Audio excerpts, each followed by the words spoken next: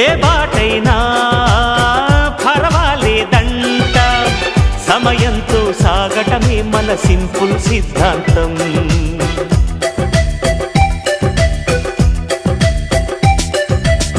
చిరుగాలికి పరిమళమిచ్చే సిరిమల్లెల వనమై ఉందాం, గగనాన్ని నేలను కలిపే హరివిల్లుల బంతెన అవుదాం.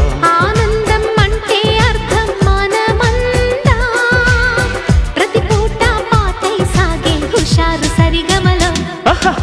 ఎన్నో ఎన్నో రాగాలుండే సంగీతం కాదా, చల్లకి నవ్వుల కేరింత.